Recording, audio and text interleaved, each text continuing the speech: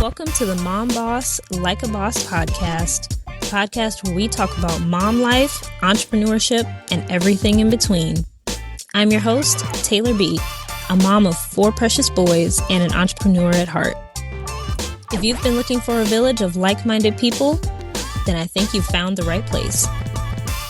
I look forward to talking with you, and I can't wait to see you inside.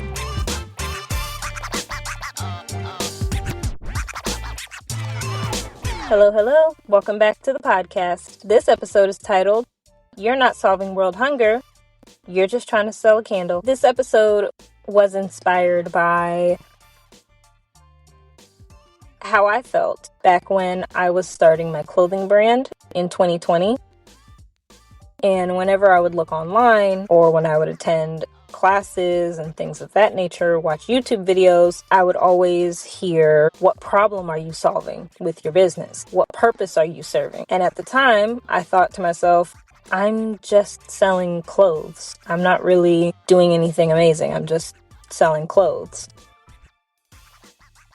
And I imagine that I'm not the first person to have that feeling. I remember I spoke with someone years ago who sold cute things in her store.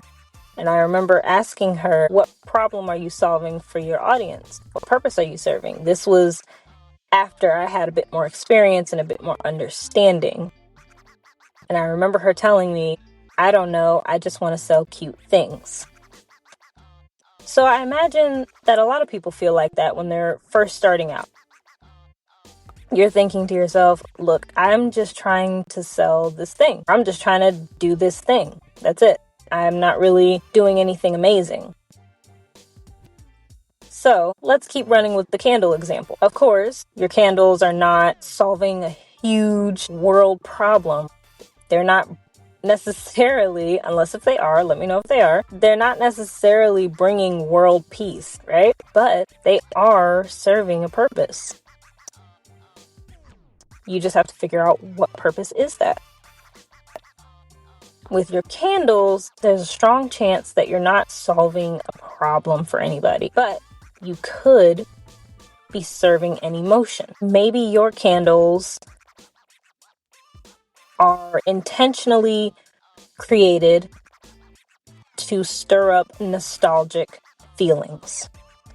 Let's say you create fragrance lines specifically to stir up certain emotions. Let's say you've got a chocolate chip cookie candle. That candle is meant to stir up emotions with people who love chocolate chip cookies that are home baked. Maybe they baked with their grandparents at a young age or their parents, and they have a lot of good memories associated with those. So people buy that candle because they want to relive those moments without necessarily having to go through making more cookies. Or maybe they just want to smell it. Maybe they just love how it smells and it makes them feel good. Maybe it makes their house smell good and they love when their house smells good. You make candles that look like things. Maybe you make candles that look pretty realistic and they're really fun to look at. That's serving a purpose. It's a little dopamine hit right there when someone gets like a really cute candle and it's like, oh my gosh, it looks just like a cookie. I could eat it, but I'm not going to do that because it's made of wax, right? Your product doesn't always need to solve world hunger, but it does need to serve an emotion. Even if it is solving a problem, at the core of that problem is an emotion. So if you're wondering, how am I supposed to figure out what problem I'm solving when I'm just selling this thing that's not actually solving any problems, change the question to, what emotion am I serving? Let's say you're an event planner. Why would somebody hire you when they can do it themselves? Because there's a lot that goes into event planning. You have to find caterers, you have to find a venue, you have to manage guest lists, you have to manage RSVPs, like you have to do all these things plus more. You have to handle decorations maybe. There's so many things that go into hosting and creating an event. That's where event planners come in. Because if you try to do all of that yourself, and if you've ever done it yourself, whether it's whether it was something as small as a kid's birthday party or something as big as a professional event. I imagine you, unless if you had everything on lock as far as organization, things can change. Maybe that caterer got sick and had to pull out last second. Now you got to rush and find a new caterer so that way you have food at your event. It's a lot that goes into hosting an event. So if you're feeling frustrated, if you're feeling stressed, if you're feeling pulled in many different directions, if you're forgetting things because it's a lot to pile on top, one after the other, just for this one event, then maybe that frustration, that stress, that's the emotion, exhaustion, however you would want to describe it.